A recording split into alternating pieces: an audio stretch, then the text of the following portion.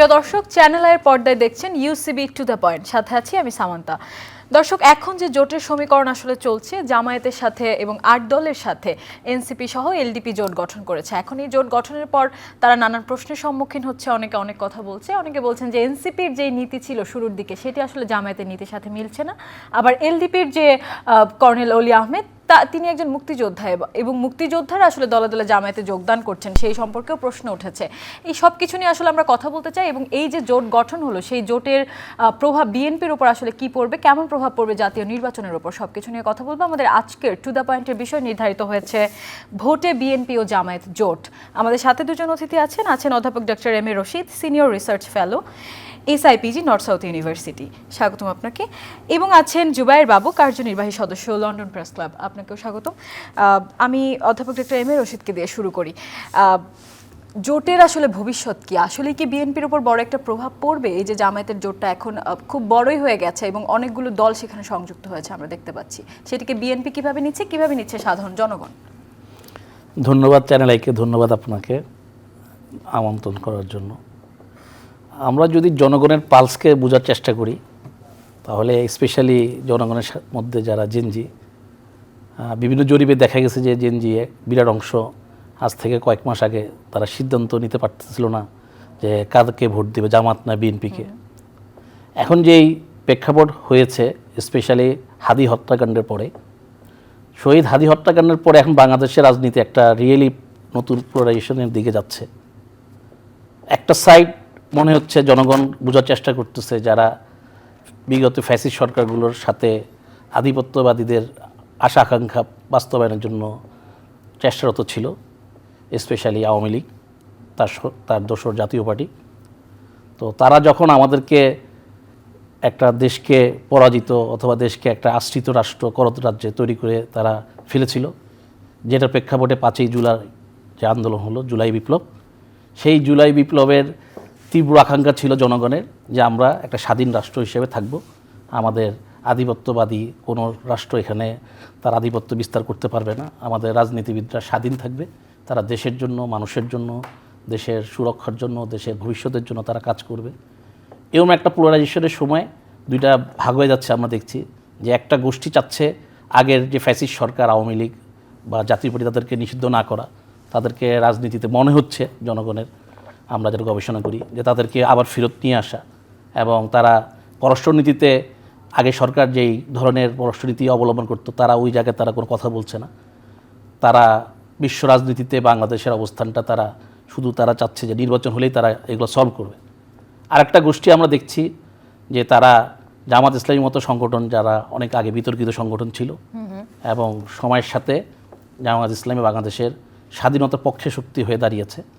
এবং আমরা দেখতে পারতেছি যে মুক্তিযোদ্ধা, বিশেষ করে আমাদের শহীদ জিয়ার সহকারী কর্নেল অলি এবং মুক্তিযোদ্ধা আখতারুজ্জামান, ওনাদের জামাতের সাথে আসার অর্থ হলো, আমরা যেটা নিরপেক্ষভাবে দেখার চেষ্টা করেছি, যে ওনারা মনে করতেছে যে শহীদ জিয়ার রাজনীতি এবং বেগম খালেদা জিয়া আপসীর নেত্রী রাজনীতি থেকে বিএনপি অনেক সরে গেছে।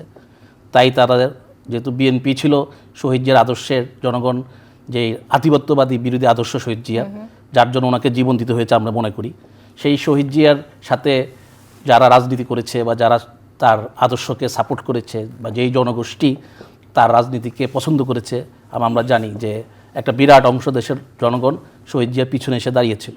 তারা যখন দেখতেছে যে শহীদ জিয়া রাজনীতি থেকে বিএনপি অনেক দূরে, যারা দেশের পক্ষে না থেকে হয়তো দেশের বিপক্ষে তারা কাজ করছে বলে অনেকে মনে করে, হয়তো এটা ভুল হতে পারে, কিন্তু তাদের বিভিন্ন কথাবার্তায় বিএনপি বিভিন্ন। ভূ রাজনীতির এখন কি অবস্থা? ভারত আসলে কি পরিকল্পনা করছে নির্বাচন নিয়ে, বা কি হতে পারে?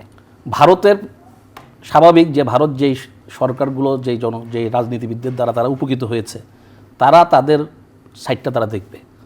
তারা সেই সাইডে তারা আতঙ্কিত যে বাংলাদেশ যদি সত্যি সত্যি নিজের সিদ্ধান্ত নিজে নিতে থাকে, বিশেষ করে পানির বিষয়, বাণিজ্যের বিষয়, পররাষ্ট্রনীতির বিষয়, স্বরাষ্ট্রনীতির বিষয়, ইভেন আমরা প্রায় ভারতের নিউজ পেপার দেখি যে বাংলাদেশ কোত্থেকে অস্ত্র কিনবে কি কিনবে না, বাংলাদেশের সার্বভৌমত্ব রক্ষা করার জন্য সেনাবাহিনী কতখানি শক্তিশালী হবে হবে না, তারা এই জন্য নজরদারি করে। এবং তারা তাদের বিভিন্ন দায়িত্বশীল লোকদের মুখ থেকে আমরা শুনে আসতেছি, এরকম হর্ষবর্ধন সিংলার মতো তাদের ব্যক্তিত্ব বা তাদের রাজনীতিবিদ বা তাদের জয়শঙ্কর থেকে শুরু করে যে তারা যেই ধরনের কমেন্ট করতেছে, আমি যেটা ভারতীয় মিডিয়াতে আমরা দেখতেছি, সেই কমেন্টগুলো একটা স্বাধীন রাষ্ট্র, স্বাধীন মর্যাদাশীল রাষ্ট্রের জন্য আপত্তিকর, এবং সেটা জাতিসংঘের 3 নম্বর সনদ লঙ্ঘন করে ভারত বাংলাদেশের আভ্যন্তরীণ ব্যাপারে কমেন্ট করতেছে। বাংলাদেশে কী ধরনের রাজনীতি হওয়া উচিত, কারা রাজনীতি করা উচিত, কোন দল জিতা উচিত। তবে ভারত তো দাবি করছে যে ভারত আসলে বাংলাদেশকে জঙ্গিবাদ বা আমাদের যে সাবকন্টিনেন্ট এটা ভারতের narrative, কারণ ভারত বাঁচানোর জন্যই তারা আমাদেরকে সাহায্য করতে জি, চায়। আমি এই ব্যাপারে একটু বলতে চাই, 2টা জিনিস বলতে চাই। প্রথম জিনিস, আপনি জানেন যে আমেরিকা ব্রিটিশদের সাথে 100 বছর তারা স্বাধীনতা সংগ্রাম করেছে, একই রেস ইংলিশ, কিন্তু তারা তাদের ভূখণ্ডকে স্বাধীন রাষ্ট্র করার জন্য 100 বছর ব্রিটিশদের সাথে ফাইট করেছে। ফ্রান্স ব্রিটিশদের সাথে 100 বছর ফাইট করেছে। ভারত 200 বছর ব্রিটিশদের বিরুদ্ধে আমরা স্বাধীনতা সংগ্রাম করেছি, যার জন্য আমরা এই বিষয়ে আপনার কাছে শুনছি, আমরা একটু টাইমটা ব্যালেন্স করার চেষ্টা করি। আমরা জুবাইর বাবুর কাছে শুনবো। এখন বিতর্কিত একটা সংগঠন বা বিতর্কিত একটা রাজনৈতিক দল যদি আমরা জামাতকে বলি, বা অনেকেই বলে থাকে, এখন জামায়াতের সাথে এনসিপি যখন যুক্ত হয়েছে, এনসিপিও মোটামুটি বিতর্কিত হচ্ছে এবং কেউ কেউ পদত্যাগ করেছে, অনেকে চিঠি দিয়েছে। এখন আসলে অবস্থাটা কোথায় যাচ্ছে, এটাকে জনগণ কিভাবে নিচ্ছে? বা জামায়াতকে আসলেই সবকিছু ভুলে নতুন ধারার রাজনীতিতে চলে এসেছে, আর বিএনপিকে এটাকে থ্রেট মনে করছে কিনা, বা যেটি আমাদের এম এ রশিদ বললেন যে আসলে জিয়ার রাজনীতি থেকে বিএনপি এখন সরে গিয়েছে, আপনি এটাকে কতটুকু সত্যি মনে করছেন? ধন্যবাদ আপনাকে এবং সেই সাথে চ্যানেলের সকল দর্শকদের। উনি কথাগুলো শুনছিলাম খুব মন দিয়ে, দারুণ কথা বলছিলেন, মানে মাঝে মাঝে খুব মানে হাসতে পারিনি আর কি আপনার অনুষ্ঠানের মানে রক্ষার্থে। তো প্রথমত কথা হচ্ছে জামাতের ব্যাপারে আমি একটা কথা বলি, জামাত যদি একটা ব্র্যান্ড ধরি আমি, তাহলে এই ব্র্যান্ডের একটা মানে ট্যাগ লাইন, যেটাকে আমরা বলি না ট্যাগ লাইন একটা হইতে পারে জন্ম থেকে জ্বলছি। 1941 সালে যখন জামাত তৈরি হয়, জামাত ইসলাম হিন্দ, এবং পরবর্তীতে জামাত ইসলাম পাকিস্তান, এবং পরবর্তীতে অ্যাগেইন 71-এর পরে জামাত 71 মানে কি, জিয়াউর রহমান আসলে যে সুযোগটা করে দিয়েছিলেন, সেই সুযোগের বদৌলতে 79-তে আবার তারা জামাত ইসলাম বাংলাদেশ তারা করেন। তো এই যে জন্ম থেকে জ্বলছে এবং তার পুরো রাজনৈতিক ক্যারিয়ারটা যদি আপনি দেখেন, জামাতে ইসলাম কখনোই মানে এই উপমহাদেশে যখন ক্রাইসিস মোমেন্ট, সাধারণ মানুষের, দেশের অর্থনীতির ক্রাইসিস মোমেন্টগুলোতে জামাত ইসলাম কখনো সঠিক সিদ্ধান্ত নেয়নি। 1947 সালে যখন ভারত পাকিস্তান দুটি ভাগ হচ্ছিল, তখন কিন্তু পাকিস্তানের বিরোধিতা করেছে জামাত ইসলাম। এই জামাত ইসলাম যখন বাংলাদেশের ক্রাইসিস আসলো 1971 সালে, আমাদের যখন স্বাধীনতা হওয়া দরকার ছিল, আমরা যখন স্বাধীনতার জন্য দীর্ঘ লড়াই সংগ্রাম, আমাদেরও কিন্তু 1947 থেকে বলতে পারেন 52 থেকেই ভাষা আন্দোলনের মধ্যে দিয়ে কিন্তু আমাদের স্বাধীনতার আন্দোলনের মূল সূত্রটা শুরু হয়ে যায়। তো সেই থেকে 52 থেকে 71 পর্যন্ত আমাদের কিন্তু দীর্ঘ একটা সংগ্রাম রয়েছে আপনার এই। তবে এখন তো জামায়াতে ইসলামী আসলে নতুন রূপে এসেছে এবং আমাদের কাছে গ্রহণযোগ্য হচ্ছে। নতুন রূপটা কি সেটাও একটা দেখার বিষয়, কারণ বারবার রূপ চেঞ্জ করা কিন্তু ভালো না, এটা গিরগিটির লক্ষণ। কারণ একটা জিনিস হচ্ছে, আপনি যদি একটা আইডিওলজি বিশ্বাস করেন, আপনি যদি মনে করেন আপনি এই আইডিওলজি, আসলে আমরা কিন্তু বুঝতে পারি না জামাতের আসলে আইডিওলজি কী। তো সুতরাং ওই যেটি বলছে জন্ম থেকে জ্বলছি, এখনও তারা জ্বলছে। এখন একটা ক্রাইসিস মোমেন্ট, এই যে এত বড় একটি আন্দোলন হলো, হ্যাঁ, গণ অভ্যুত্থান হলো, সাধারণ মানুষ, ছাত্র জনতা সবাই মিলে কিন্তু এই গণ অভ্যুত্থান তৈরি করেছে। এইরকম একটা জায়গাতে যেখানে সবাই মিলে সারা বাংলাদেশটাকে গড়ে তোলা দরকার, সেখানে কিন্তু আমরা দেখছি যে কিছু কিছু রাজনৈতিক দল বিভক্ত করছে, আরও মোর জান্নাতের টিকিট বিক্রি করছে, বেহেশতের চাবি বিক্রি করছে, দিস আর দ্যাটস এক্সেট্রা হোয়াট এভার। আমার প্রশ্নটা হচ্ছে এই জায়গাতে যে এই সময়ে কিন্তু আবারও জন্ম থেকে জ্বলছি, আবারও কিন্তু তারা ভুল সিদ্ধান্ত নিচ্ছে।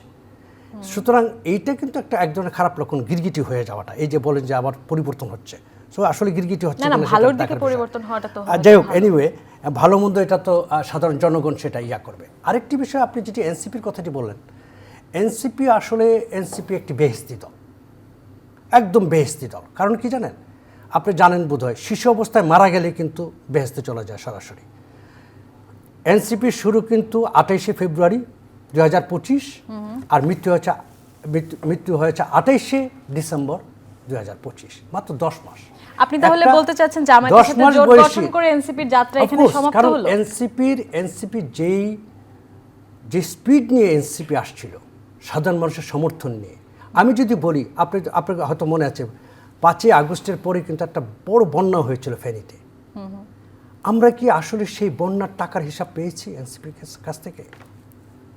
মানুষ কানের দুল দিয়েছে এনসিপিকে, আমরা কি দুলের হিসাবটা পেয়েছি? মানুষ তার পকেটে যত টাকা ছিল সেই টাকাটা ঢেলে দিয়েছে, আমরা কি সেই টাকার হিসাব পেয়েছি? পাইনি কিন্তু। সো এই জায়গাটা থেকে হিসাব করলে এনসিপির এখন যে আইডিওলজি বলেন, যেটাই বলেন, এই জায়গাটাতে আমরা কিন্তু গত 10 মাসে, অর্থাৎ 28শে ফেব্রুয়ারি থেকে 28শে ডিসেম্বর পর্যন্ত, মানে এই জোট করার আগ পর্যন্ত এই 10 মাস বয়সী একটি রাজনৈতিক দলের তার আদর্শ কী, তার মানে মানে কোনো কিছুই কিন্তু আমরা আসলে পাইনি, ফ্যাক্ট যেটা। তো একটা দলের যদি আদর্শ না থাকে এবং একটা দল আদর্শ তৈরি হওয়ার আগেই যদি সে আরেকটি জোটের সাথে একাকার, মিলেমিশে একাকার হয়ে যায়, তাহলে এটা এক ধরনের মৃত্যু বলবো। ওই যে আপনার কবরস্থানে লেখা থাকে না, জন্ম মৃত্যু, তো আমাদের এই শিশুটির মৃত্যু হয়েছে, তো সেই হিসেবে বেহেশতি দল আমি বললাম আর কি। তো এখন যেটা হচ্ছে যে এই দলটির ভোটের মাঠে আসলে তার কতটুকু প্রভাব আছে আমি জানি না, কিন্তু রাজনৈতিক একটা প্রভাব আছে, এটা সত্য। রাজনৈতিক একটা প্রভাব তাদের আছে, কিন্তু ভোটের মাঠে তাদের কোনো প্রভাব আছে কি না, কারণ ওই আমার সহ-আলোচক উনি বললেন যে বাংলাদেশে তো অনেক ধরনের রিসার্চ টিচার্স হ্যান ত্যান সার্ভে টার্ভে হয়, তো এগুলো তো জানেনি সার্ভে আমরা কীভাবে করি বা সার্ভে কীভাবে হয়। 20 কোটি দেশের মানুষের 150 লোক নিয়ে আমরা সার্ভে নির্দিষ্ট একটা পোরশন নিয়ে, হ্যাঁ। সো এত স্যাম্পল রেশিও এত ছোট থাকে যে এগুলোকে সার্ভে বলা হয় না। আর উপদেশ তো মাশাআল্লাহ আমাদের দেশে সবাই উপদেশ দিতে জানে, সবাই উপদেশ দেয়। তো সেই ক্ষেত্রে আসলে আমরা সেই দিকে না যেয়ে আমার কাছে একটা দৃষ্টিতেই সেটা হচ্ছে সবচেয়ে ভালো, যে আমাদের এত কিছু তর্ক করার প্রয়োজন নেই। সত্যিকার অর্থে যদি আমার জনপ্রিয়তা থাকে, ভোটের মাঠে আসেন, নির্বাচন করেন এবং আপনি আপনার জনপ্রিয়তা যাচাই। একদম। ওকে জুবায়ের বাবু, এম এ রশিদ, আপনার কাছে আসলে কি মনে হচ্ছে এই ব্যাপারে, আপনি কি বলবেন? আসলে কি জামায়াতের সাথে সমঝোতার রাজনীতি করতে গিয়ে এনসিপির মৃত্যু ঘটেছে বা ঘটবে? প্রথম কথা, ওনার কোনো কথা আমার হাসি আসেনি, আমি ওনাকে রেসপেক্ট করি, ওনার মতবাদ উনি দিয়েছে। তো দ্বিতীয় কথায় আসি যে আমি যেটা আপনি আমাকে তখন যেখানে থামালেন, আমি একটু প্রেক্ষাপট বলতে চাচ্ছিলাম, যেহেতু বাংলাদেশের মানুষের পালস নিয়ে কথা বলতে চাচ্ছি। আর একটা কথা, আমি কোনো রাজনীতিবিদ দলের সাথে জড়িত না, সম্পৃক্ত না, আমরা শিক্ষকতা করি, নিরপেক্ষভাবে কথা বলার চেষ্টা করি। বাংলাদেশের ঘটনা আসার আগে আমি একটু বহির্বিশ্বের কথা বলতেছিলাম যে আমেরিকা ব্রিটিশদের সেই স্বাধীনতা সংগ্রাম ওয়াশিংটন ডিসির ব্যক্তির নেতৃত্বে, এবং আমরা বলতেছিলাম যে ব্রিটিশ ফরাসিদের যুদ্ধ 1 শতকব্যাপী সময়, আমরা বলতেছিলাম যে অস্ট্রেলিয়ার ইন্ডিপেন্ডেন্সি, তো বা ভারতের independency from UK, Britain.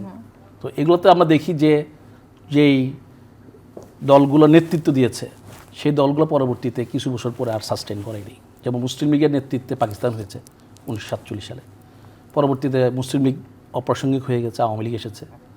Awami League এখন প্রায় এটার ধ্বংসের পথে। তো এরপর দেখা যাবে যে আওয়ামী লীগের কোনো অস্তিত্ব থাকবে না।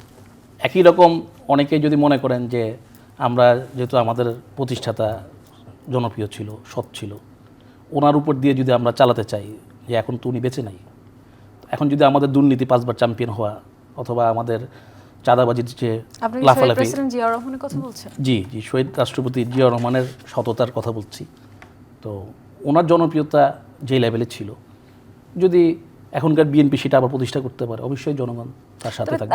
বিএনপির ভারপ্রাপ্ত চেয়ারম্যান তারেক রহমানও কিন্তু ভীষণ জনপ্রিয়, তার স্বদেশ প্রত্যাবর্তনে আমরা দেখেছি যে লক্ষ লক্ষ মানুষ আসলে যোগদান করেছে। জি আমি আমাদের দেশে আওয়ামী লীগ যখন মিছিল করে, সমাবেশ করে, বিশাল লোক হয়েছেও, তাই না? 5 আগস্ট আগে আমরা অনেক লোকদেরকে কিভাবে আনা হয় আমরা ওই প্রসঙ্গে নাই বা গেলাম। আমার প্রসঙ্গ হলো যে এনসিপি আর জামাত, আপনি যে কোশ্চেন করেছেন এনসিপি আর জামাতের যে কোশ্চেনটা, সেখানে আমি আসি যে জামাত কেন অ্যাডভান্টেজ পাচ্ছে সেই কথাটা বলি, যে জনগণ দেখতেছে এনসিপি কেন জামাতের সাথে এগুলো। এখন পোলারাইজেশন এরকম যে আপনি কি আধিপত্য শক্তির সাথে থাকবেন নাকি আপনি স্বাধীন মর্যাদা নিয়ে থাকবেন। যারা স্বাধীন মর্যাদা নিয়ে কথা বলবে, বিশেষ করে হাদিদের মতো শহীদরা বা জুলাইয়ের আন্দোলনের যারা বীর, মুগ্ধের মতো, আবরার ফারাদের মতো লোক যারা কথা বলবে, তাদের সাথে থাকবেন, নাকি যারা তাদের রেকর্ড ভালো না, যাদেরকে মানুষ বিভিন্নভাবে চিনে, যাদেরকে মানুষ এই প্রজন্ম তাদেরকে সৎ হিসেবে দেখে কিনা, সেটা তারা অবশ্যই ভোটের সময় রায় দিবে। তবে আপনি শিওর হচ্ছেন কিভাবে যে বিএনপি আধিপত্যবাদের সাথে জড়িয়ে গেল?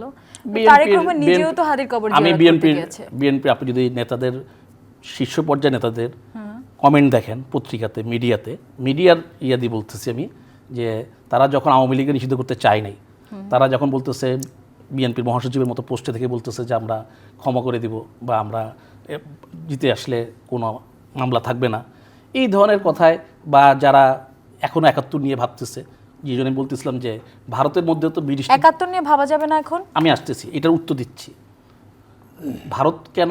ভারতবর্ষের লোকেরা কেন ব্রিটিশদেরকে ক্রিমিনাল মনে করে না? তারা তো একসাথে সম্পর্ক করেছে। ব্রিটিশরা আমেরিকার সবচেয়ে বড় মিত্রকে ব্রিটিশ, তো আমেরিকা কেন বলেন যে আমরা 100 বছর সাথে ফাইট করলাম, লক্ষ লক্ষ লোক জীবন দিল, শহীদ হলো, আমরা সেই ব্রিটিশদের সাথে এখন সম্পর্ক রাখতে চাই না, আমরা ব্রিটিশের সাথে ব্যবসা করতে চাই না, কিছু করতে চাই না। কী কারণে আপনার জাপান আমেরিকাকে তার মিত্র মনে করে, যেখানে পাড়ায় বোমা খেয়েছে? কী কারণে জার্মানি ন্যাটো জোটে জুটেছে আমেরিকার নেতৃত্বে, যে জার্মানিকে আমেরিকার সৈন্য এখনও জার্মানিতে আছে বা রাশিয়ার সৈন্য আছে? এটা সময়ের সাথে মানুষের চিন্তার পরিবর্তন হয়। 50 বছর আগে কোন শাসক কী ভুল করছে সেটা তো এই প্রজন্ম সেটা মূল্য দিবে না। তো যদি ধরেন জামাতের ভুল 71 সালে তাদের লোক কী করেছে, এগুলো তো আমরা এখন দেখতেছি আওয়ামী লীগ সব কথাতে মিথ্যা। আমাদের এই প্রজন্ম বিশ্বাস করেছি, তাই আওয়ামী লীগ আমাদের কাছে জনপ্রিয় ছিল। আমরা বিনিময়ে দেখলাম যে তারা একটা সন্ত্রাসী দল, যাদের কাজ হলো দেশকে ধ্বংস করা, যার কারণে আওয়ামী লীগ থেকে আমরা মুখ ফিরে বিএনপি দিকে এসেছি। বিএনপি 5 বার দুর্নীতি চ্যাম্পিয়ন হওয়ার পরে তখন এই দেশের মানুষ আবার আওয়ামী লীগকে ক্ষমতা এনেছে, তো বিএনপি হেরে গেছে। এখন বিএনপি 3টা নির্বাচনে যারা ভিকটিম ছিল, যাদেরকে নেতাকর্মীরা ঘরে থাকতে পারেনি, তারাই এখন সাধারণ ক্ষমা করতেছে। তারাই আমরা দেখতেছি যে বিভিন্ন জেলাতে পত্রিকা আসতেছে যে ছাত্রলীগ আওয়ামী লীগ তাদের শেল্টারে আছে। জামাত যদি শেল্টার দিয়ে থাকে, জামাত অবশ্যই ভুল করতেছে। একই রকম জামাতও যদি একই কাজ করে থাকে, জামাতও যদি একই কাজ করে থাকে, সেটা জনগণ তাকে সেই জায়গা থেকে তারা দেখবে। এখন এনসিপির যে রাজনীতির আসছে, তাদের যেহেতু জুলাইয়ের আন্দোলন, সেই জুলাইয়ের আন্দোলন স্পিরিটটা আপনি এরকম বলতে পারেন, অন্য কথা আমি যাব না। যে তবে জুলাইয়ের স্পিরিটকে কিন্তু বিএনপিও সম্মান দেখিয়েছে। অফকোর্স সবাই দেখাতে হবে, দেশে যারা রাজনীতি করবে তাদের দেখাতে হবে, কারণ জনগণ নলে তাদেরকে নেপালের মতো অবস্থা করবে। না, আপনি কি বলতে চাচ্ছেন যে পপুলিজমের জন্য সম্মান দেখাচ্ছে, মন থেকে দেখাচ্ছে না? আমি কিভাবে বলবো, আমি তো কারো মনে ঢুকতে পারবো না। আমি বলছি যেটা তারা পাবলিশ করবে, যেটা তারা বলবে, সেটার উপর আমরা কথা বলতে পারি। কার মনে কি আছে সেটা তো আমরা বলতে পারি না, তাই না? আপনার তো বলতে পারেন না যে আমার মনে কি আছে। আমি বলতেছি তারা যেটা পাবলিক প্লেসে বলবে, সেই কথাগুলো উপর বিশ্লেষণ করে আমরা বলতে পারি। যেমন এখানে আপনি ধর্ম নিয়ে রাজনীতির কথা বলেছেন, ধর্ম নিয়ে রাজনীতি আমরা দেখি না কোথায়? শেখ হাসিনাকে দেখেছি 96 হাতে তসবি নিয়ে মাথায় পট্টি বেঁধে সে ভোট চাচ্ছে। তবে সরাসরি কিন্তু কেউ বলে যে বেহেশতে যাবেন না, বেহেশতের টিকিট আমরা দিচ্ছি। উনি সবার সামনে উনি নামাজ পড়তেছেন, আবার উনি রাস্তার মধ্যে দাঁড়িয়ে, ওনার পাশে সবাই দাঁড়িয়ে আছে, উনি একা নামাজ পড়তেছেন। এখন উনি ওই দিন কালকে পরশুদিন পেপারে দেখলাম যে উনি বলতেছে মদিনার সনদ ছাড়া কোরআন সুন্নাহর বিরুদ্ধে কোনো আইন এখানে হবে না। তো এখানে ধর্মকে ভাই আমরা কিন্তু আওয়ামী লীগের পতনটা ঘটিয়েছে জনগণ, কিন্তু সেই জন্যই এখন যদি জামায়াত এসে সেই একই কাজ করে তাহলে কি হলো? দিবে। আমার তো এই ব্যাপার আমি প্রথমেই বললাম যে আমরা কোনো দলকে অন করি না। আমি ব্যক্তিগতভাবে বললাম যে যদি জামাত যদি এই কাজ করে, এই দেশের জনগণ জামাতকে ক্ষমা করবে। ঠিক আছে, আপনার কাছে আবার আসবো। আমরা জুবের বাবুর কাছে শুনি। জুবের বাবুর কাছে আসলে কি মনে হচ্ছে আমাদের এম এ রশিদের কথাবার্তাগুলো শুনে? উনি জামাত প্রসঙ্গে যেভাবে কথা বলেছেন, আমি বুঝতে পারছি উনি জামাতের প্রতি একটু দুর্বল। যাই হোক, দুর্বলতা থাকতেই পারে, এটা কোনো সমস্যা না। যে কোনো মানুষের, আমিও একজন সাধারণ মানুষ হিসেবে কথাগুলো বলবো যে বাংলাদেশের জামাতে ইসলাম হচ্ছে একমাত্র দল যেটি একটি বিদেশি দল। কেন? বাংলাদেশে আপনি যদি দেখেন, কোনো দলই কিন্তু বিদেশির হাতে তৈরি না। মওদুদিকে একজন বিদেশি, আমাদের জন্য বিদেশি, এবং এই দলটি কিন্তু একটি বিদেশি দল, এবং পাকিস্তান থেকে বাংলাদেশ আসছে, বাংলাদেশ লিমিটেড, একটা লাইক আপনার কি বলে যে বিদেশি কোম্পানিগুলো যাবে এইভাবে এই বাংলাদেশে এসে ব্যবসা করে, এরকম একটা বনেদির দল মনে হয় আমার কাছে। তো জামাত ইসলামকে আমার কাছে এর বাইরে কিছু মনে হয় না। 2 নম্বর কথা হচ্ছে যে ভারতের সাথে যেই প্রেমের কথা বলছে, আমরা ভারত ছেড়ে কি পাকিস্তানের সাথে প্রেম করতে আমরা এই আন্দোলন করেছি? সুতরাং এটা আমাদের ভেবে দেখতে হবে যে কারা পাকিস্তানের সাথে। আসলে আমরা কিন্তু ভারতের সাথেও প্রেম করব না, পাকিস্তানের সাথেও প্রেম করব না। রাইট। এখন কি বিএনপির ব্যাপারে আমরা যেগুলো শুনছি বা এম এ রশিদ যেটি বললেন, আমি প্রশ্নটি করি যে আধিপত্যবাদের সাথে বিএনপি আসলে জড়িয়ে যাচ্ছে বা আমি আসতেছি একটা করে, আমি একটা আসি, যদি আমি পয়েন্টগুলোতে ওই পয়েন্টগুলোতে আসি, সেটা হচ্ছে ভারতের প্রেম ছাড়া আমরা এখন পাকিস্তানি প্রেম দেখতে পাচ্ছি। কিছুদিন আগে আমরা দেখেছি বাংলাদেশের কনসার্ট হচ্ছে ভারত থেকে আর্টিস্ট এনে, এখন কনসার্ট হচ্ছে পাকিস্তান থেকে আর্টিস্ট এনে। আমি জানি না কারা এই কাজগুলো করে। ঠিক আছে, না আমি একটা কথা বলি না, তাহলে আমি ভারত থেকে আনছি না কেন? তাহলে হঠাৎ করে ভারত থেকে আনা বন্ধ করে দিলাম, পাকিস্তান থেকে আনছি, তাহলে আমি 2 জায়গার থেকে আনবো, কোনো সমস্যা নেই। হ্যাঁ, আচ্ছা, আরেকটি বিষয় হচ্ছে যে উনি বারবার একটি কথা বলছেন, দুর্নীতিতে 5 বার চ্যাম্পিয়ন। আমার মনে হয় উনি এটার একটু ডিসইনফরমেশন করছেন জায়গাটাতে। দুর্নীতিতে যে চ্যাম্পিয়নটি হয়েছে, এটি বারবার অনেকবারই বিএনপি এটি ব্যাখ্যা দিয়েছে। এটি কেন?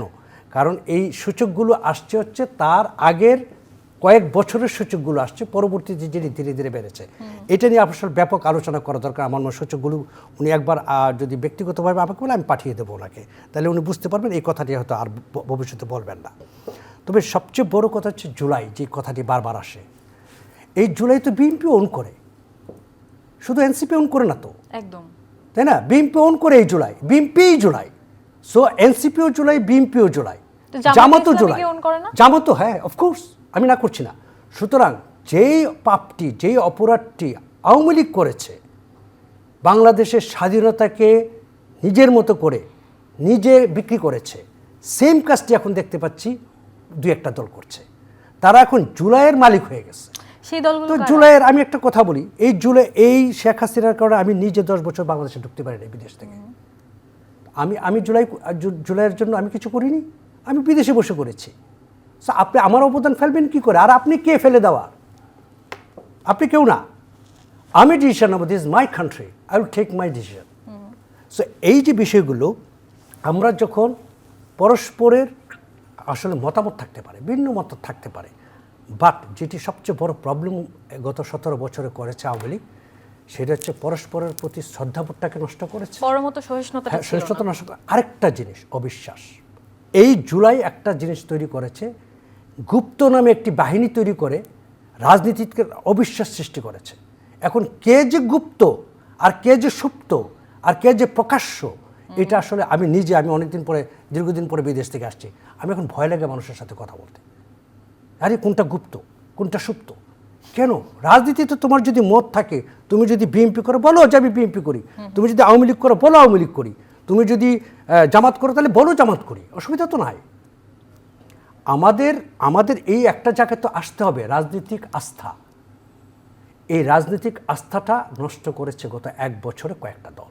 তবে তারা তো বলে যে এটি কৌশল অবলম্বন করেছে না, আসলে। এগুলো কোনো কৌশল হতে পারে না। শুনুন, হযরত মুহাম্মদ সাল্লাল্লাহু আলাইহি সাল্লাম যখন মক্কা থেকে মদিনাতে হিজরত করছিলেন, ওনার সমস্ত সাহাবীকে নিয়ে চলে গেছেন। উনি তো কৌশল করে কিছু সাহাবীকে ওখানে গুপ্ত সুপ্ত অবস্থা রাখেন নাই। এগুলো কোনো কথা না। আমরা একটু এম এ কৌশল। রশিদের কাছে আরেকটি বিষয় আপনি যেটি বলতে চাচ্ছিলেন, দেখেন,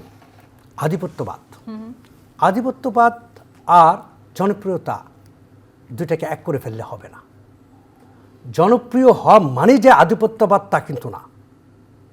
বিএনপি এখন সবচেয়ে জনপ্রিয় বলে আপনি তাকে আধিপত্যবাদ বলছেন? এখন বিএনপিকে যদি বাংলাদেশে 60% মানুষ ভোট দেয়, আপনি কি করবেন? বিএনপি তো ক্ষমতায় যাবে। আবার আপনাকে যদি 60%, এনসিপিকে যদি 60% ভোট দেয়, এনসিপি যাবে। রেসপেক্ট করবো আমরা এনসিপিকে, অসুবিধা তো নাই। আপনাকে এই জায়গাতে আসতে হবে। এত আলোচনা না করে ভোটে আসেন, ভোটে লড়াই করে এবং ভোটে জিতে আসেন। এটা হচ্ছে সবচেয়ে ভালো সলিউশন। আমি তো এছাড়া আর কোনো সলিউশন দেখি না। অথচ এই ভোটগুলো পেছানোর জন্যে নানান ধরনের ষড়যন্ত্র চলছে। আমরা দেখুন, হাদির মতো একটি ছেলে, কি অসাধারণ কথা বলতো, এবং একটা সাচ্চা বাংলাদেশের যে প্রেম, বাংলাদেশকে ধারণ করা, এরকম একটা ছেলে ছিল হাদি। এই হাদি মৃত্যুর পর আমরা দেখেছি তার লাশ নিয়ে পর্যন্ত রাজনীতি চলেছে। এই রাজনীতি তো আমরা চাই না। তো আমরা রাজনীতি, একটি সুন্দর রাজনীতি চাই। আমরা এমন একটা রাজনীতি চাই যেন কারো মৃত্যু নিয়ে, কারো লাশ নিয়ে যেন রাজনীতিটা না। একদম। কারো লাশ নিয়ে আমরা রাজনীতি চাই না, আমরা প্রপার রাজনীতি। তবে এই যে আমরা মবের কথা বলি, আমরা কিন্তু এখন আসলে ফাইন্ড আউট করতে পারছি না যে হাদির মৃত্যু নিয়ে কারা রাজনীতি করছে, কারা প্রথম আলো, ডেইলি স্টার, উদীচী বা ছায়ানট পুড়িয়ে দিয়েছে। না, এখানে ওই যে যাদেরকে গ্রেফতার করেছে পুলিশ, অনেকে গ্রেফতার করেছে, নট অনলি দ্যাট, অনেকে প্রকাশ্যে বিবৃতি দিয়েছে, তাদের সাংগঠনিক তারা শিবিরের সাথে কয়েকজন ছেলে জড়িত ছিল, সেটাও প্রমাণ হয়েছে। তো সেগুলো দেখলেই বোঝা যায় যে কারা এটা ইন্ধন দিয়েছে, নাম্বার 1। নাম্বার 2 হচ্ছে এই যে মব, এখন যে মব করছে যারা, প্রেশার গ্রুপ। প্রেশার গ্রুপ, আমি প্রেশার গ্রুপ বলবো না, mob is mob, it's not a pressure group. আপনি হঠাৎ করে চারদিকে আমাকে ধরে বেড়াও করে ধরে আপনি আমাকে মারলেন, এটা আবার কিসের প্রেশার গ্রুপ? আমি একটা মানুষ, আপনি আমাকে মেরে দিলেন, এটা প্রেশার গ্রুপ হতে পারে না। It's a crime. Crime is crime.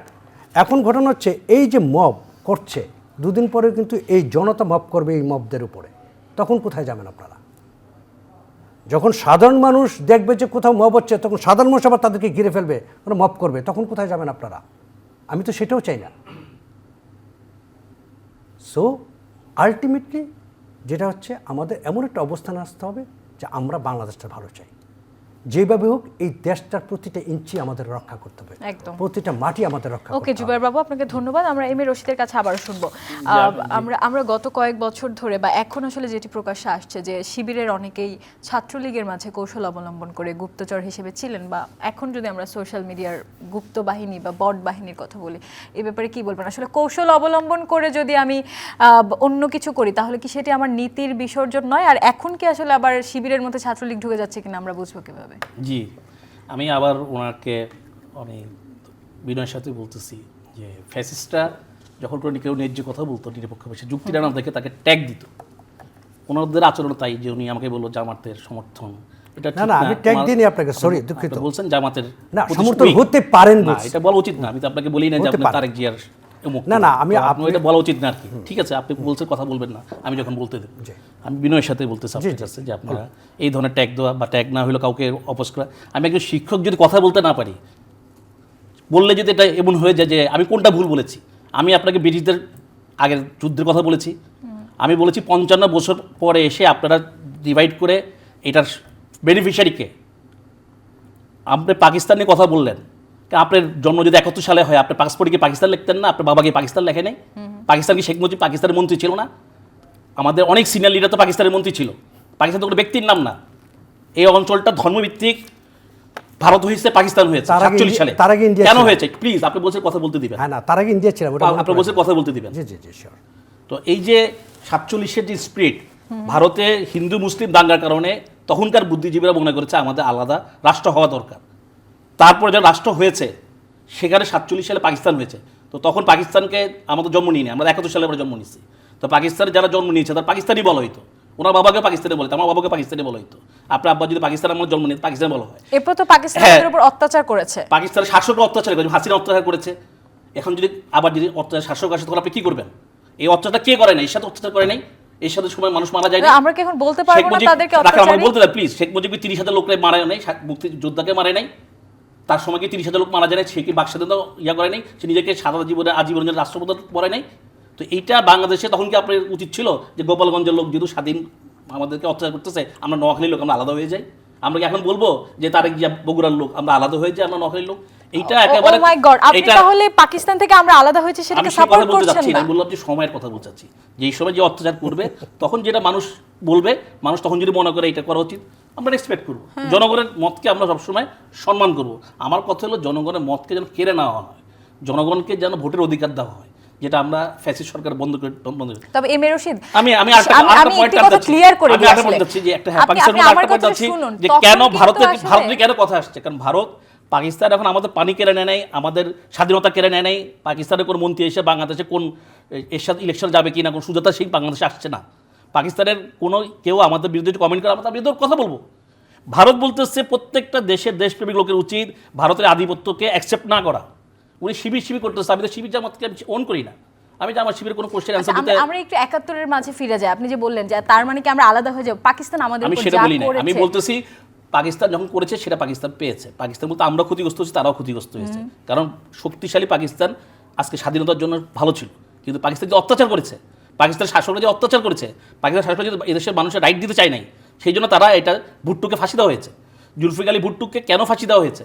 কারণ সে পাকিস্তানকে ভাঙ্গার জন্য সে অন্যতম কারিগর। আমরা সবসময় তাহলে আমরা যদি মুক্তিযোদ্ধাদের কেন সম্মান করি? কারণ তারা আমাদেরকে একটা স্বাধীন রাষ্ট্র দিয়েছে। কেন আমাদের তাদেরকে ওন করি? কারণ আমরা সবসময় দেশের স্বাধীনতার পক্ষে থাকবো। আমার যেই এই দেশের জন্ম নিব, এই দেশকে ভালোবাসবো, এই দেশের জন্য আমরা জীবন দিব, এই দেশে আমরা স্বাধীনতার জন্য আজীবন সংগ্রাম করব। আর এই কারণে আমরা যদি দুর্বল হয়ে যাই, যে ভারতে বলার কে যে বাংলাদেশের সেনাবাহিনী থাকবে না, যখন মুজিবনগর সরকার চুক্তি করে বাংলাদেশের সেনাবাহিনী থাকবে কি থাকবে না, এই দেশের জনগণ রাইট করবে, ডিসিশন নিবে। বাংলাদেশ শক্তিশালী হবে কি হবে না এই দেশের জনগণ ঠিক করবে, জনগণের নির্বাচিত সরকার ঠিক করবে। আচ্ছা, আমি কেন বলছি জিয়া রহমানের কথা কেন এনেছি, শহীদ জিয়ার কথা কেন বলছেন? আপনি আমার প্রশ্নটা একটু শুনুন। আমরা যে এখন শুনতে পাচ্ছি যে আসলে বুদ্ধিজীবীদেরকে হত্যা করেনি পাকিস্তান, সেটি ভারতের উস্কানিত হয়েছে বা কিছু বা রাজাকাররা করেছে, এই সম্পর্কে আপনি কি বলছেন? এখন যে মুক্তিযুদ্ধের ইতিহাসকে আসলে পাল্টে দেওয়া হচ্ছে। দেখেন, আমরা তো মুক্তিযুদ্ধের সময় জন্ম নিই নাই, আমরা ওই রাজা কারা হত্যা করেছে, এখন এই যে শেখ আওয়ামী লীগ যে এত বছর ক্ষমতায় ছিল বা বিএনপি ক্ষমতায় ছিল, তারা এগুলো বের করেনি কেন?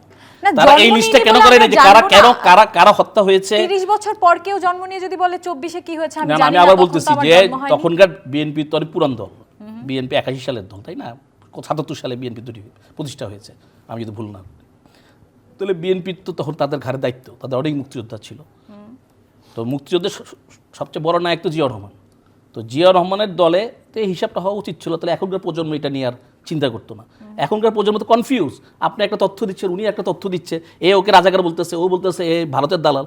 এই প্রজন্ম এটা চায় না, এই প্রজন্ম হচ্ছে আমরা এগিয়ে যাই, আমরা চাই আমাদের রাজনীতিবিদদের কাছে এই ধরনের কমিটমেন্ট যে আমরা শিক্ষা ব্যবস্থা বিশ্বমানের করব, আমরা চিকিৎসা ব্যবস্থা এই মানের করবো। ভারত এখান থেকে লোক বাইরে চিকিৎসার জন্য যাবে না, আমরা অর্থনীতিকে এই পর্যায়ে নিব। একদম। তবে ইলেকশনের আপনার ডিবেট কাছে হবে কি এগুলা, ইলেকশন মিস্টার ডিবেট হচ্ছে রশিদ, 71 সাল নিয়ে, আপনার এগুলো কাছে সব কি শুনেন, এখন এগুলো আমি মনে বলি হচ্ছে এগুলো না যে দুর্বৃত্তকে, আমরা ভারতের আধিপত্য নিয়ে এগুলো যত আমি কথা বলতেছি এগুলো বলছি, দুর্নীতিকে আমরা ঢাকা। পাকিস্তানের প্রতি ভালোবাসা নিয়ে তত কথা এখানে বলছি পাকিস্তানের না। ভালোবাসা আসে, এখানে স্ট্র্যাটেজি কথা।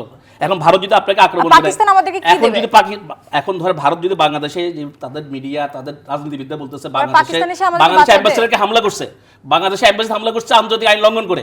ভারতে 2 বার হামলা করছে বাংলাদেশের অ্যাম্বাসেডারকে বা অ্যাম্বাসিতে। ভারতের নিরাপত্তা বাহিনী কোনো করেন, তো আমরা এটা প্রতিবাদ করবো না? আমরা কি বলবো না যারা এই রাজনীতি করবে তারা আমাদের দেশের 3 কোটি লোক পানিতে ভাসে ভারতের বাদগুলো দেওয়ার কারণে, তারা এটা আন্তর্জাতিক আদালতে নিয়ে যাবে, বাংলাদেশের পানির মানুষকে বন্যামুক্ত করবে, তারা বাংলাদেশের যে সভরেন্টি, বাংলাদেশের রাজনীতিবিদরা তাদেরকে খুশি না করে দেশের জনগণকে খুশি করবে। এই ধরনের রাজনীতি আমরা দেখতে চাই। আমরা অবশ্যই ভারতের আধিপত্যের ব্যাপারে কথা বলবো, কিন্তু আমি জানতে চাচ্ছি যে পাকিস্তান আমাদের কোন আধিপত্যের উপকারটি বিরুদ্ধে আমরা করে? অবশ্যই কথা বলি। পাকিস্তানের এখানে আধিপত্য বলার কোনো স্কোপ নাই, কারণ পাকিস্তান বাংলাদেশের রাজনীতিতে কোনো মায়না রাখে না, কোনো প্রাসঙ্গিক না। সে এটাকে কেন প্রাসঙ্গিক তাহলে আমরা বানাচ্ছেন? কিছু কিছু এটাকে এই জন্য মানুষের প্রাসঙ্গিক বানাচ্ছেন মধ্যে- যে ভারতের শুধু পাকিস্তান, তা আমরা যদি ভারত থেকে সরে আসি, যেন আমাদের পাকিস্তানের সাথে বন্ধুত্ব হয়, এটাই ভারত চাচ্ছে। ভারত এগুলো কেন আমাদের মানুষের মাথায় ঢুকাচ্ছে? এই জন্য ঢুকাচ্ছে যেন যদি ভারত বাংলাদেশে কোনো ধরনের অ্যাটাক করে, ভারত বাংলাদেশের তাদের আধিপত্যের ভিতরে রাখতে চায়, তাহলে যেন সাহায্য করতে কেউ আগে না আসে, চায়না যেন আগে না আসে, আমেরিকা যেন আগে না আসে, পাকিস্তান যেন আগে না আসে, টার্কি যেন আগে না আসে। পাকিস্তান আমাদেরকে কি সাহায্য করবে? পাকিস্তান কি সাহায্য করবে সেটা তো আমি পররাষ্ট্রনীতি পররাষ্ট্র মন্ত্রণালয়ের লোক না, ওরা বলতে পারবে ওরা কি করবে করবে না, এটা আমার বিষয় না। তবে এখন আমি কিছু খালি কিছু বলতেছি যে দলের মধ্যে জনগণের পাকিস্তানের প্রতি এত ভালোবাসাটা বেড়ে গিয়েছে কেন? পাকিস্তানের মধ্যে ভালোবাসা বাইরে, আপনি অন্যদিকে কথা ডাইভার্ট করতেছেন। পাকিস্তানের মধ্যে ভালোবাসা বাড়ায়নি, আপনারা কথা যেটা বলছি সেটাইতে থাকি। ঠিক আছে, আমরা আমি একটু খালি জুবায়ের বলেছি যে বাবুর কাছে শুনি। আমাদের একটা দেশের উপরে আমাদের ভারতের সাথে আমরা আমরা সুসম্পর্ক চাই, কোনো দেশের আমরা ভারতের আধিপত্যবাদ সাথে মেনে নেব সুসম্পর্ক না, চাই। ভারতও না পাকিস্তানও না। না না, আমরা ভারতের সাথে মেনে নিব, কারণ আমরা কেন ভারতকে শত্রু মনে করি? আমরা চাই ভারত আমাদেরকে সমতা ভিত্তিতে, হ্যাঁ, সম্মান হ্যাঁ, আমি ভিত্তিতে, বলছি ভারত একটা দেশ আধিপত্যবাদ হিসেবে মেনে নেব তারা না। বড় ভাই, তারা আমাদের ছোট দেশ, এগুলো না। ইন্টারন্যাশনাল আইনকে শ্রদ্ধা করে একদম ভারতের সাথে প্রতিবেশী সুসম্পর্ক দেশকে থাকবে। যেভাবে শ্রদ্ধা আমরা করা ভারতকে হয়। বন্ধু জুবায়ের হিসেবে বাবু, দেখতে চাই। আপনার কাছে কি মনে হচ্ছে এখন কি আসলে কোনো দলের মাঝে পাকিস্তানপন্থী বা যেটাকে আমরা পাকিস্তানের প্রতি ভালোবাসা বলতে পারি, ভারতের আধিপত্যবাদ নিয়ে যত কথা হচ্ছে পাকিস্তানের প্রতি ভালোবাসা নিয়ে তত কথা কি হচ্ছে? না, এটা জিনিসটা অত্যন্ত দুঃখজনক। যেমন উনি একটি কথা বললেন যে যে বুদ্ধিজীবীদেরকে কেউ হত্যা করেছে উনি জানেন না, অথচ উনি কিন্তু আমাদেরকে শিখালেন ইংল্যান্ড ফ্রান্সের ইতিহাস, আমেরিকা জাপানের ইতিহাস কিন্তু শিখাই ফেলছেন। কিন্তু কিছুদিন আগের ঘটনা এটা, বুদ্ধিজীবী হত্যাকাণ্ড, সেটা কিন্তু উনি জানেন না। এনিওয়ে, এটা উনি না জানতে পারেন, সবাই যে সব জানবে সেটা নিয়ে আমি কথা বলছি না। যেটা হচ্ছে যে উনি একটি কথা অত্যন্ত গুরুত্বপূর্ণ বলেছেন যে ভারত পাকিস্তান ভেঙে গিয়ে বাংলাদেশ পাকিস্তান হওয়াতে 2 দেশই ক্ষতিগ্রস্ত হয়েছে, যে কথাটি উনি বললেন। এই জায়গাটাতে হচ্ছে আমার আপত্তি। এখন যেটি হচ্ছে যে এইখানে আমরা কিন্তু ক্ষতিগ্রস্ত হইনি। একদম। আমরা বাংলাদেশি যারা, আমরা বাংলাদেশকে ওন করি যারা, আমরা যারা মনে করি বাংলাদেশ আমার, আমরা ক্ষতিগ্রস্ত হইনি। যারা মনে করে আমার বাংলাদেশ না, তারা ক্ষতিগ্রস্ত হতে পারে। যেমন ধরেন 1971 সালে উনি বললেন যে একটা কথা যে শেখ মুজিব আপনার প্রায় 30,000 মানুষ হত্যা করেছে। তাইলে 25শে মার্চ থেকে এই যে 16 ডিসেম্বর পর্যন্ত লক্ষ লক্ষ মানুষ হত্যা করা হলো এদেশের রাজাকার আল বদর আল শামসের সহযোগিতায়, সেটার কি হবে? সেটা কি বিচার হবে না? আপনি যদি এই যে গত 17 বছরের বিচার করেন, গত 17 বছরের বিচার করেন আওয়ামী লীগের বিচার তো অবশ্যই করতে হবে। অপরাধ করেছে, অপরাধীদের বিচার তবে হবে। যুদ্ধাপরাধী তাইলে এবং 9 রাজাকারদের বিচার তো 9 হয়েছে। মাসের বিচার হবে না কেন? অনেকটা বিচার হয়েছে, অনেক না? বিচার হয়নি এখনো। দাঁড়ান, এখানে ব্যাপার আছে। কারণ এখানে একটা ব্যাপার হচ্ছে কি, আমাদের ইতিহাসে অনেক সময় দেখা যাচ্ছে যে এই জিনিসগুলো আমরা প্রকৃতভাবে ইতিহাসগুলো মানে রক্ষা করিনি। আমরা অনেক জিনিসগুলো আমরা গুলিয়ে ফেলেছি, হারিয়ে বিকৃত করে ফেলেছি। এবং এই বিকৃতির পেছনে বিশেষ করে যুদ্ধের 71টাতে, যেহেতু 71 আমার অস্তিত্ব, 71 আসবেই বারবার। 71 আমার অস্তিত্ব, এই 24 আমার পাথেয়। একটা কথা মনে রাখতে হবে, যদি 71 না হতো 24 হতো না, একদম সিম্পল। 24 হয়েছে বিকজ অফ 71। সুতরাং 71কে যদি কেউ অন্য করতে পারে, 90-এর গণ অভ্যুত্থানও আছে, হ্যাঁ মাঝে 90-এর গণ অভ্যুত্থান আছে, সুতরাং এই 24 অনই করতে পারবে না। যে 71 অন্য করে সে 24 অন করতে পারবে না, সোজা কথা যেটা। তো এখন যেটি হচ্ছে, আমরা কি দেখতে পাচ্ছি? আমরা দেখতে পাচ্ছি শুধু 24কে ঘিরে এক ধরনের কথাবার্তা বলা হচ্ছে যে আগের হিসাব করে লাভটা কি। হ্যাঁ, আগের হিসাব করে লাভ আছে তো। পৃথিবীতে আপনি দেখেন, পৃথিবীতে সেই জাতি তত সভ্য যে তার ইতিহাস, কৃষ্টি, সংস্কৃতি প্রিজার্ভ করে, তাই না? এখন আমি যদি আমার ইতিহাসই প্রিজার্ভ না করি, তাহলে তো আমি সেই পৃথিবীর সেই মানে হতে পারবো না। আমরা যে ডেভেলপমেন্টের কথা বলছি, ধারণ করতে পারবো না। হ্যাঁ, ধারণ করতে পারবো না। আমরা যে ডেভেলপমেন্টের কথা বলছি, আমরা কি বলছি? আমাদের অর্থনৈতিক ডেভেলপমেন্ট হোক, আমাদের সামাজিক ডেভেলপমেন্ট হোক, আমাদের রাজনৈতিক ডেভেলপমেন্ট হোক, তাই তো? তাহলে এই যে ডেভেলপমেন্টগুলো কিভাবে আসবে?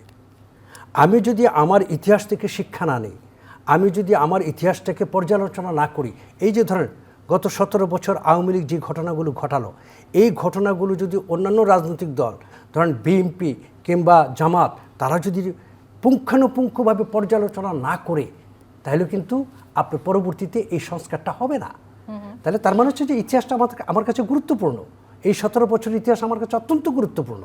এখন আগামী 50 বছর পরে এসে যদি আওয়ামী লীগ ধরেন 50 বছর পর ক্ষমতায় আসলো, এসে আবার তখন বললো যে না আমরা 24 মানি না, আমরা 24 মানি না, আমরা আবার 71 ফিরে যাই।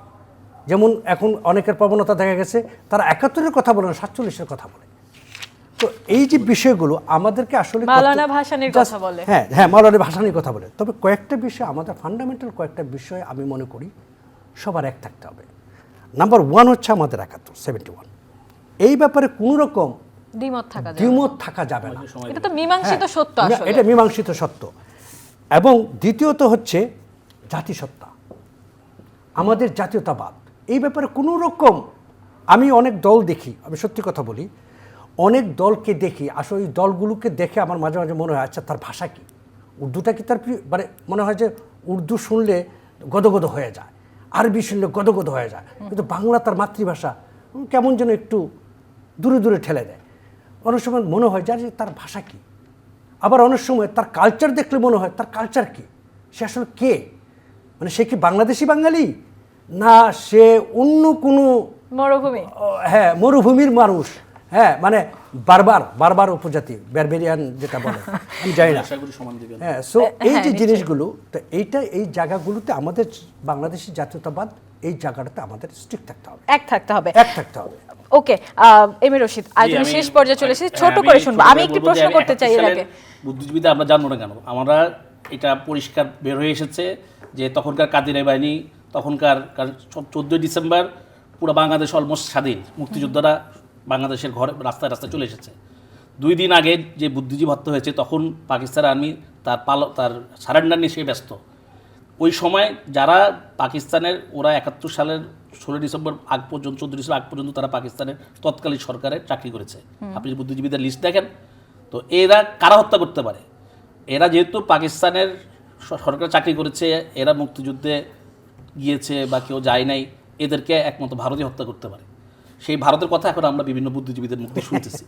আচ্ছা, উনি হাসতে পারেন, কারণ আমি একটা কথা বলি, আমাদের যে ফ্যাসিস্টদের, আপনি যদি বলেন এখন ভারতই আসলে মুক্তিযুদ্ধটি বানিয়েছে, তাহলে 71 সালে আমরা অন করি, 71 সালে অন না করলে বাংলাদেশে অন করলে আপনি কেন বলছেন যে ভারত বুদ্ধিজীবীকে হত্যা করেছে? কারণ ভারত বাংলাদেশে যে চুক্তি করেছে, আপনি এটার কি কোনো প্রমাণ বা ডকুমেন্টারি আছে? প্রমাণ দিচ্ছি আপনাকে। যখন মুজিবনগর সরকারের চুক্তি হয়েছে, যখন জিয়াউর রহমান বীর বিক্রমে যুদ্ধ করতেছে, সেনাবাহিনীর সেক্টর কমান্ডারদের নেতৃত্বে মুক্তিবাহিনী যুদ্ধ করতেছে, তখন এই মুজিবনগর সরকার, শেখ মুজিব যখন পালিয়ে গেছেন বাংলাদেশ থেকে, সে যুদ্ধে কমান্ড না দিয়ে তাজউদ্দিন বইয়ের যে তার মেয়ে লিখেছে, সেই বইতে আপনি প্রমাণ হিসেবে দিতে পারেন। অনেক টকশো হচ্ছে কথা। তাহলে শেখ মুজিবুর রহমানের কোনো অবদান নেই যুদ্ধে? শেখ মুজিবুর অবদান, উনি পালিয়ে গেছেন, ওনার অবদান, উনি পালিয়ে গেছেন। তারপরে যখন এসেছেন, উনি নিজেকে রাজা ডিক্লেয়ার করেছেন, অপশাসন তৈরি করেছেন, ওনার জনপ্রিয়তা উনি ধ্বংস করেছেন। উনি যে স্বাধীনতা সংগ্রাম, যে গণতন্ত্রের সংগ্রাম করেছেন, উনি নিজে একদলে বাকশাল তৈরি করেছেন, এবং ওনার গুন্ডা বাহিনী ওনার বাংলাদেশের মানুষকে এখন পর্যন্ত আমরা সেটা টের পাচ্ছি।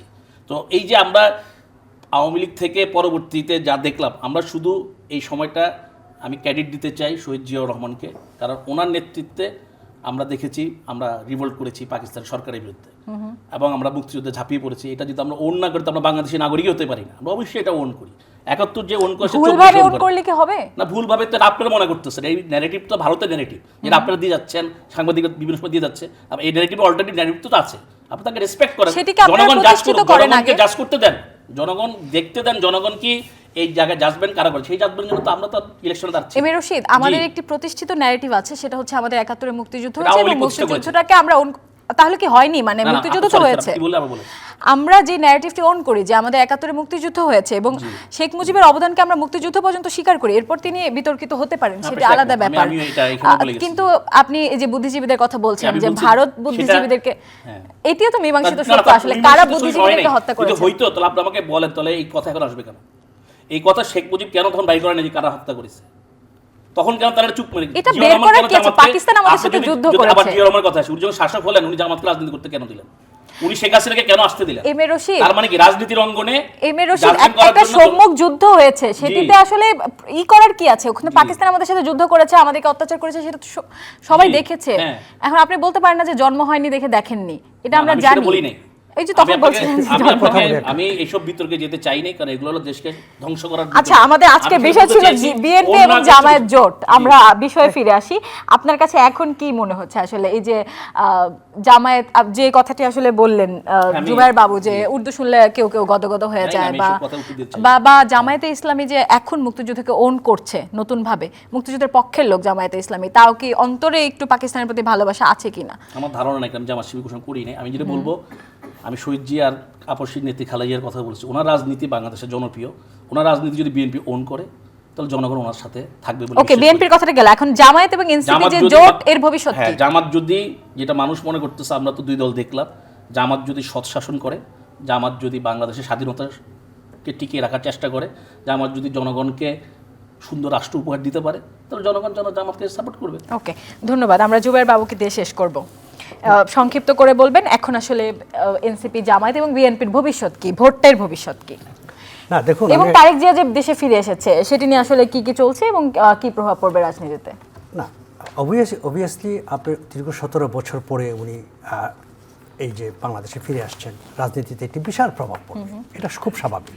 কারণ আপনি একটা জিনিস খেয়াল করবেন যে এই যে আন্দোলনটা হয়েছে, এই আন্দোলনে কিন্তু এটা একদিনের হয়নি, গত 17 বছরের কিন্তু নিরলসভাবে গণতান্ত্রিক পদ্ধতিতে প্রক্রিয়ায় যারা বিভিন্নভাবে আওয়ামী লীগ সরকারকে, এখন যারা অনেক বড় বড় কথা বলছে, 17 বছর কিন্তু তারা কথা বলে নাই।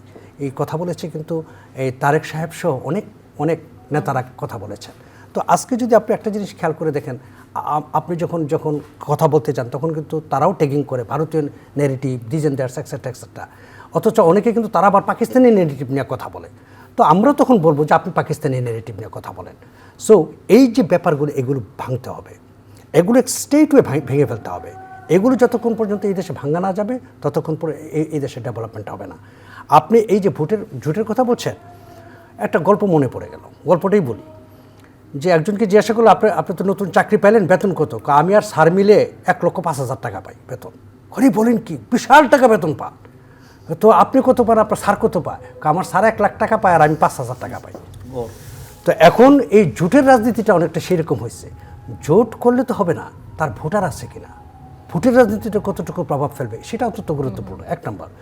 2 নম্বর হচ্ছে এই যে বড় বড় জোট হচ্ছে, কত আসন পেতে পারে জামাত এনসিপি? আমি সেটা বলতে পারবো না। এটা যেহেতু দীর্ঘদিন ধরে বাংলাদেশে কোনো সঠিকভাবে নির্বাচন হয়নি, একদম সঠিক পরিমাপ করা খুব ডিফিকাল্ট এখন এই মুহূর্তে বাংলাদেশে আসলে কার ঘরে কত ভোট আছে। তবে আওয়ামী লীগের ভোটগুলো কোথায় যাবে?